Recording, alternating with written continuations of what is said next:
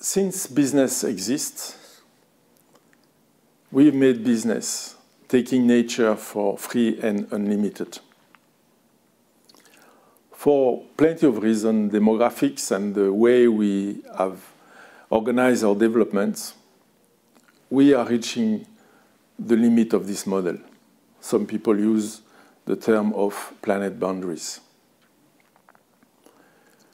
Because we have not changed the way we are doing business, we also are living beyond our means.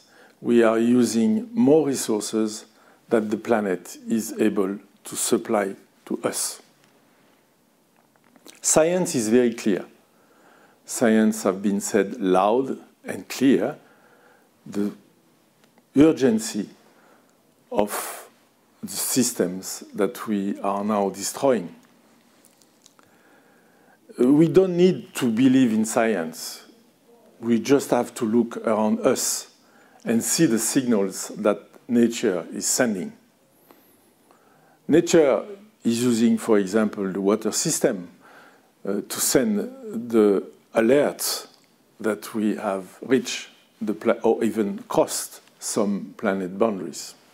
Recently, we had in several countries the example of fires that are started and that we are absolutely unable to control with our technology, and we are counting on nature to help us to correct the problem that we have generated. You can say this is a very gloomy start. So what is the solution?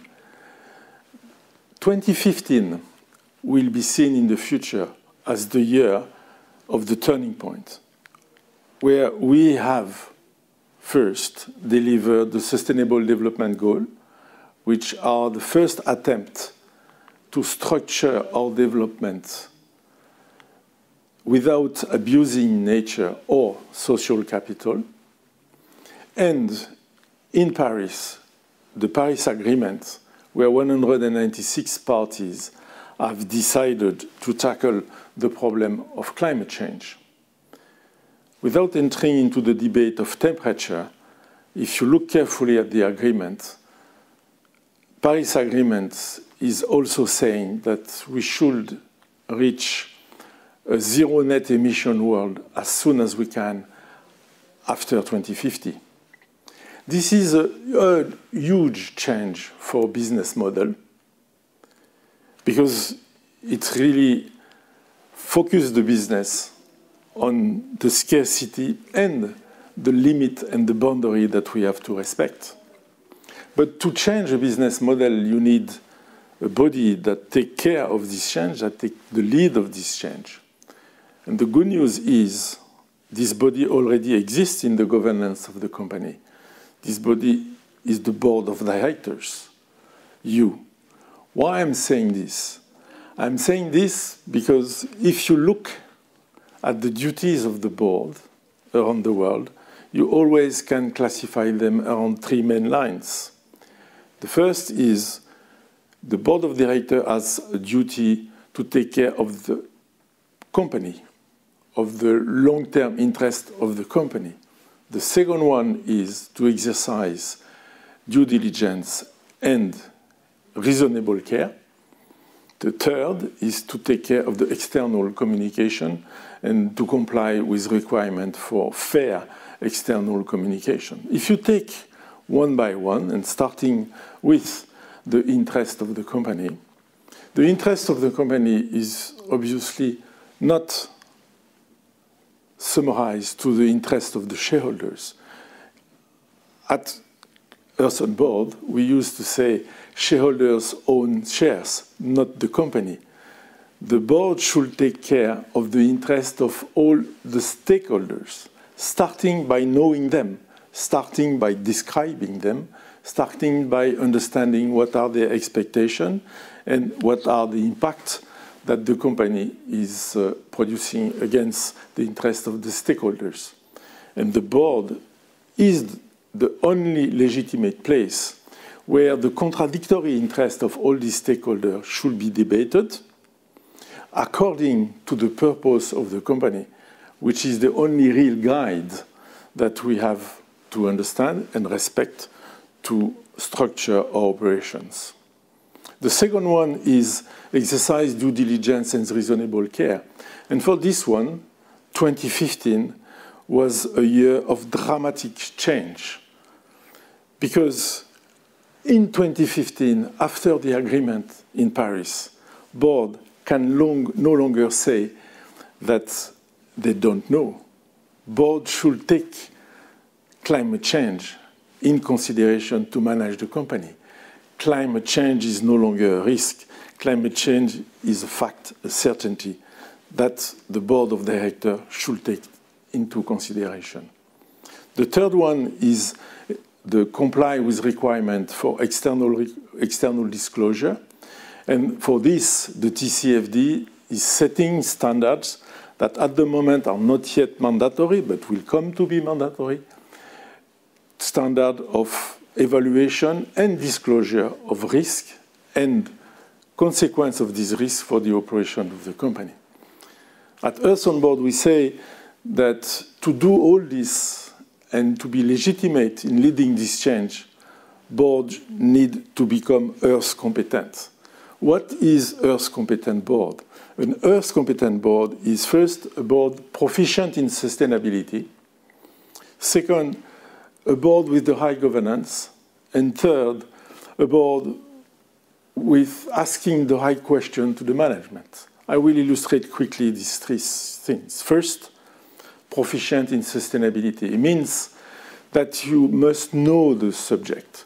You cannot be just acknowledging the subject, but understanding it and making sure that you are regularly being updated on it by the management, but also by external intelligence. The second one is the high governance. For this, you have to respect the right organization. It has been talked a lot about committees and people present at the board. In reality, if you come back to, we need to understand the stakeholders' requirement. You need to have at the board people and diversity enough, diverse enough to understand each of the stakeholders, including nature. You must have also the right agenda with a long-term vision of where you want to put your effort, and more importantly, to spend time on the important subject. Not to be led by urgency or to be overwhelmed by urgency, but to control the agenda. This is a very important point for the board. And finally, asking to management the right question. Board should take back the responsibility of leading the company.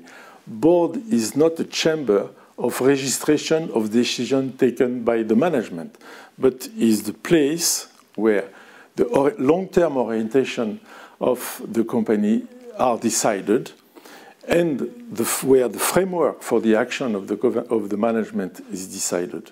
So to illustrate this, just 4 types of questions that board should ask regularly to the management, starting with the evolution of the legal framework. Laws are evolving very quickly in this area. Some judge said, receiving a case, this is not because what you have done is legal, that you will not be held responsible for the consequence of your act. This is a very important door open to change. And the board should ask to the management if we are really equipped to understand this change and evolution. And more importantly, for the sake of coherence, you must ask also where, for example, the company is putting its money of lobby.